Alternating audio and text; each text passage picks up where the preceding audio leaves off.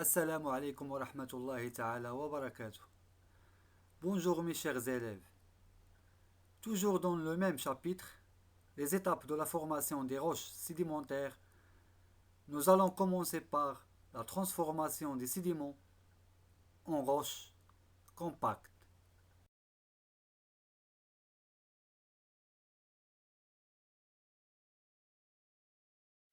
Problème.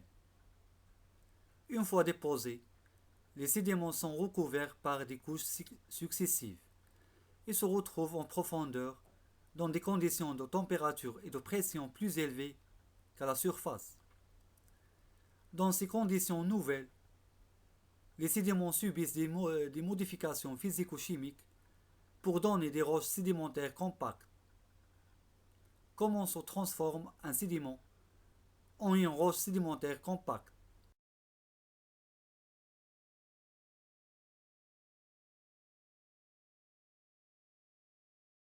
La diversité des roches sédimentaires est liée à la diversité des milieux de sédimentation. Comparez la nature des roches formées dans les trois milieux. Comment se déposent les roches dans les trois milieux? On a déjà vu les dépôts des sédiments d'origine chimique et biochimique. Donc, nous allons commencer par le milieu numéro 3. Milieu des sédiments biochimiques, c'est-à-dire dépôt des accumulations des restes des êtres vivants. Donc, les sédiments et les restes des êtres vivants s'accumulent dans le milieu marin et se transforment en roches compactes. Maintenant, passons-nous au milieu numéro 2. Milieu des sédiments chimiques, c'est-à-dire dépôt des éléments dissous. L'évaporation des eaux salines aboutit à la formation des dépôts d'origine chimique donnant des roches salines. Et pour le milieu numéro 1, on a l'accumulation des sables qui se transforment progressivement en une roche compacte, appelée le grès.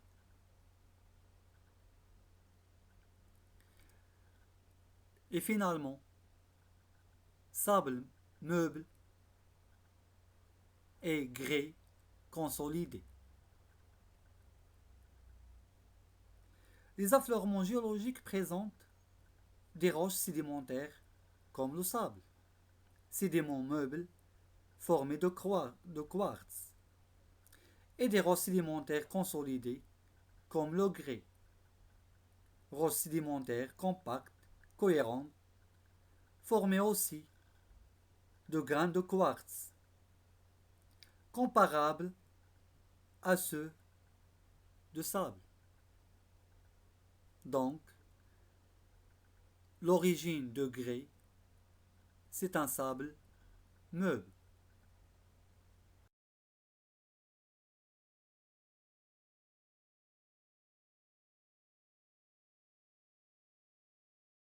Donc, conclusion. Dans le milieu numéro 1, formation d'une roche détricique. Cette roche compacte, appelée grès, s'est formée à partir de l'accumulation et de la transformation progressive des sables. Dans le milieu numéro 2, formation des roches chimiques, évaporites. Ces roches se sont formées par des dépôts d'origine chimique donnant des roches salines, à partir de l'évaporation des eaux salines sous l'action de la température.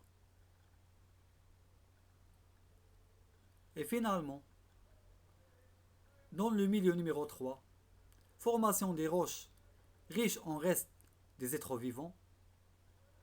Ces roches compactes se sont formées à partir de l'accumulation dans des milieux marins des sédiments riches en restes des êtres vivants.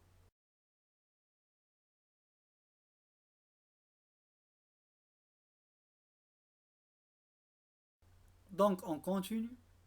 Les étapes de la transformation des sédiments en roches compactes. Exploiter les données de ce document pour expliquer comment se transforment les sédiments en roches compactes. Et voilà les étapes de formation de grès. Dans le cas des grès, le sédiment d'origine est représenté par les grains de sable. L'accumulation des couches successives de sable au fond de l'eau mène à une augmentation progressive de la pression. Cette augmentation de la pression entraîne une compaction, c'est-à-dire les sédiments se rapprochent entre eux avec diminution des vides ou des pores entre les particules. La compaction est un processus physique. L'eau présente entre les grains a tendance à être chassée alors que les minéraux qu'elle contient précipitent, formant un ciment naturel, formant un ciment naturel qui soude les grains de sable. Alors, par cimentation, le sable meuble devient une roche sédimentaire appelée le grès. La cimentation est un processus chimique.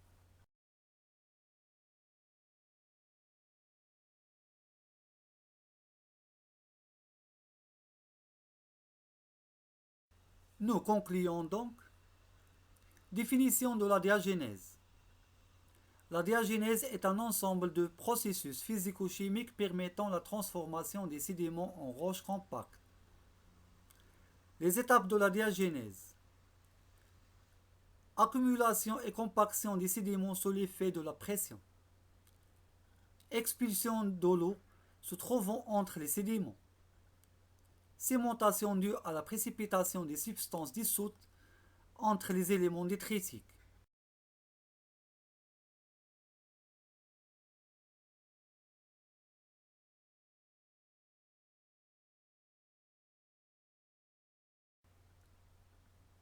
La classification des roches sédimentaires.